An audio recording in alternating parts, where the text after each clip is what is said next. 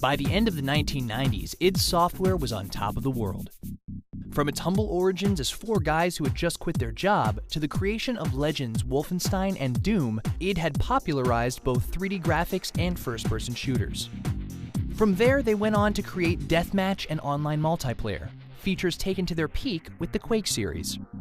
The original game was quickly followed by a sequel, which in turn was followed by the multiplayer-only Quake 3 Arena in 1999. Including the various games they made in the early days, that made for over a dozen titles in id's first decade of life.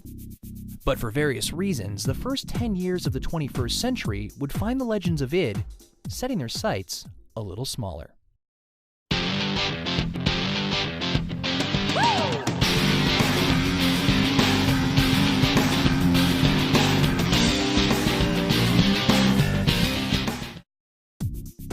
After the departure of id's co-founder John Romero in 1996, the company effectively came under the control of programmer John Carmack. Though other employees like CEO Todd Hollinshead and creative director Tim Willits still had a lot of sway and were even given co-ownership of the company, Carmack was now the captain of the id boat. As the lead programmer, Carmack's primary interest was in crafting ever-better engines to power id's games. Meanwhile, as company leader, he was interested in keeping the crew small and focused. These two philosophies, when combined, created an unintended consequence. It made game making a very slow process. In the early 90s, a handful of guys had crafted Doom. 10 years later, that simply wasn't possible anymore.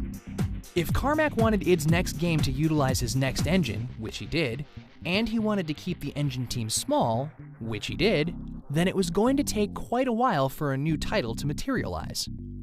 And it did. id officially announced to an excited fanbase that a new Doom would be coming. It was the franchise that had defined first-person shooters, but there hadn't been a new Doom since 1994. And from the announcement in June 2000, it would turn out to be another 4 years before the game was done. So in the meantime, id decided to leverage its powerful intellectual properties. In November of 2001, Activision published Return to Castle Wolfenstein from developers Grey Matter Studios and Nerve Software. Grey Matter's single-player campaign was considered a fun, if average, romp through pulp Nazi fiction, but the real meat of the package was Nerve's multiplayer. Though there had never been a multiplayer Wolfenstein before, it was this feature that made it stand out from the crowd. The title sold well enough for Activision to commission an expansion pack. However, when they tested the result, they found that the single player was even worse than before. So bad, in fact, that they deemed it unsellable. However, once again, the multiplayer was pretty good. So Activision decided to release the multiplayer component as a free download called Return to Castle Wolfenstein: Enemy Territory in May 2003. That's right, free. It didn't even require the original game to work. Anyone could download and play a great Wolfenstein multiplayer game for free. Why on earth Activision would do this, nobody knows. But gamers weren't complaining. The Wolfenstein games were good, but they lacked that magic level of id polish. What fans really wanted was Doom 3. However, because Carmack insisted on keeping the company small, the crew couldn't finish a polished AAA game with a great engine until 2004. This was 5 years after the release of Quake 3, the longest wait between id games in the studio's history. To no one's surprise, when it finally did release on August 3, 2004, the game looked amazing. While the newest id tech was great all the way around, it had a special emphasis on lighting. This allowed the team to turn Doom, one of the greatest action games in history, into more of a survival horror feel. Rooms would be dark and poorly lit, and the player's little flashlight never revealed enough for the player to feel safe. Combined with the depressing but stunning art direction, not to mention a masterful use of sound, and the result was an experience that could chill hardened gamers to the bone.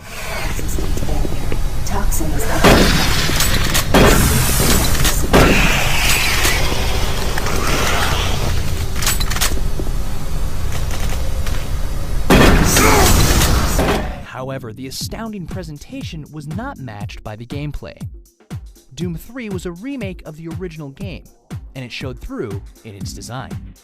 Enemy types, AI, and encounters were all considered pretty basic, and most reviewers noted that it felt like a 1990s game. The player would walk into a room and blast monsters that walked straight towards him. Of course, since the room was so dark and the player could hear the monster breathing down his neck, the dread generally made up for the design. The multiplayer was also pretty bare bones, making for a game that truly felt like the original Doom repainted with the best engine around.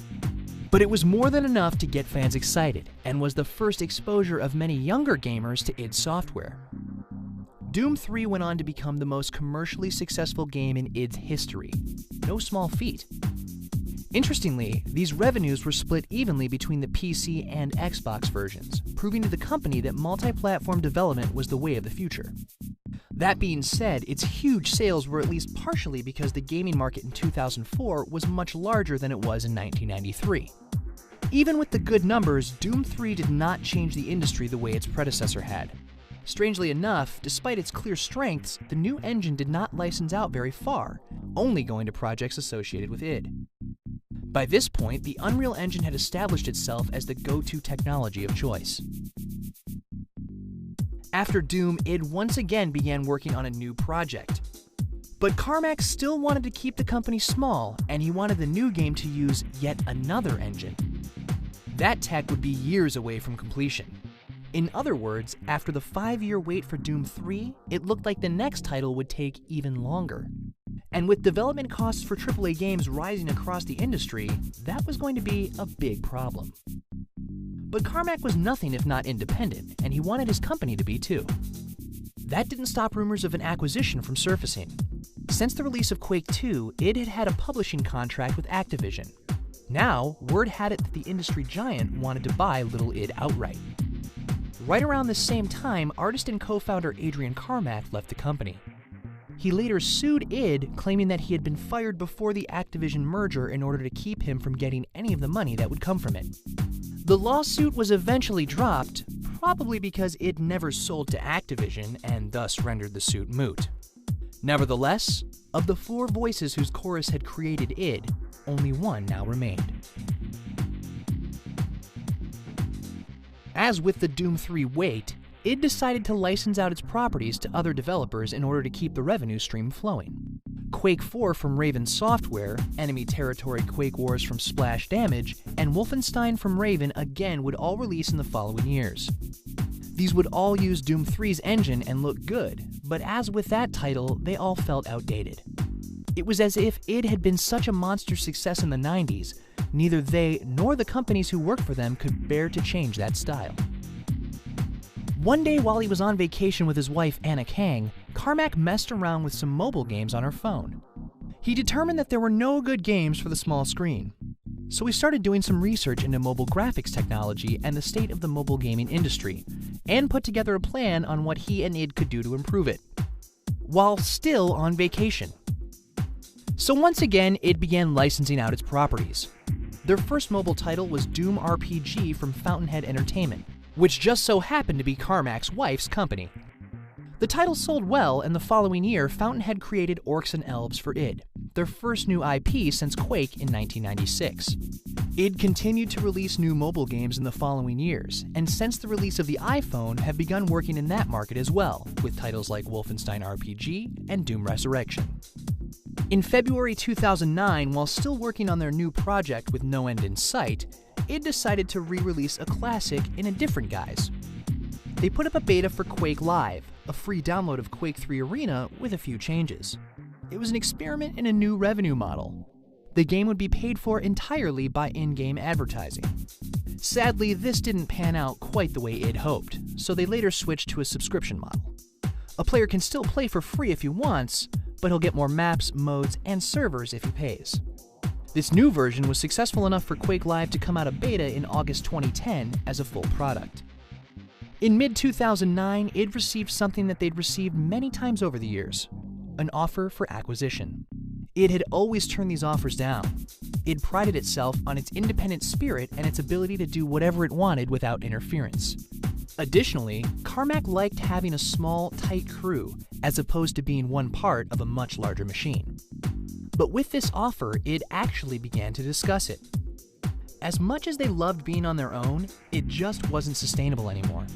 They hadn't released a game of their own since 2004, and they were still years away from completing their next game. In other words, after their prolific output of the 1990s, all they had for the 2000s was Doom 3. They'd spent millions in development already and would spend millions more. Worse, given the sheer amount of time the new game was taking, they realized that it would be better to grow the company to have two teams making games simultaneously. To do that, they were going to need some more capital. So on June 24, 2009, id shocked the world by announcing that they would become a subsidiary of ZeniMax Media. ZeniMax had been famous for years as the parent company of RPG powerhouse Bethesda. In the late 2000s, they'd started up their own publishing label. With 2008's Fallout 3, they had proven that they could take a 10-year-old franchise and make it a mega hit. With Bethesda, they had proved that they let their talented crews do what they did best without getting in the way. And since they were still a small publisher, they'd be sure to throw their weight behind every single game in their arsenal. id had decided that they were the perfect fit to take their company into the next decade.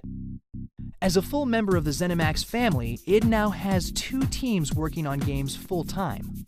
One team is currently at work on Rage, a new IP that will blend elements of driving, RPG, and of course, shooting. Set in a post-apocalyptic world where gangs are the only law, it looks to be a bloody good time in a very id future. It will be the first game to use id Tech 5, the latest engine from Carmack and his team. From the previews shown, the engine looks to be very good. Whether or not it can redefine the possible like id's early tech remains to be seen. Meanwhile, id has already released Rage for the iOS. The title is one of the first truly hardcore games for mobile phones, and along with its gorgeous graphics, might push that format away from its casual roots. The other team is hard at work on a brand new Doom game, though what exactly it will be is unknown. It is known that it will also use id Tech 5, so they don't have to wait another 10 years for the next engine. Going forward, id is likely to produce a number of id Tech 5 games across PCs, consoles, and phones, while Carmack and his team refine id Tech 5 and eventually get started on id Tech 6.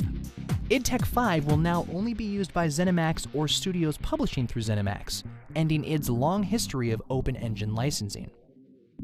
With the new owner taking over the business side of things, Carmack can once again concentrate full-time on the code. However, he has started another company, Armadillo Aerospace, where he is the lead engineer designing rockets to fly into outer space. Whether or not he will start to concentrate more on rockets than rocket launchers, only time will tell.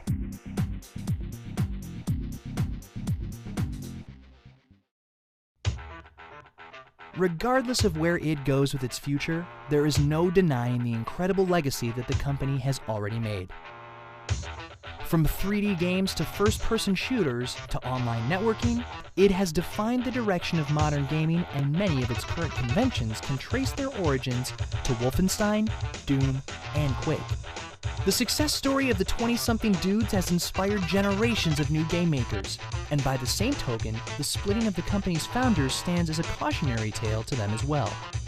With only one game released in the last decade, id does not tower over its competition the way it did back in the 90s, when everything they did blew the world away. Some would say it is impossible for them to ever reclaim that reputation. But if id has proven anything, it's that the impossible is what they're best at.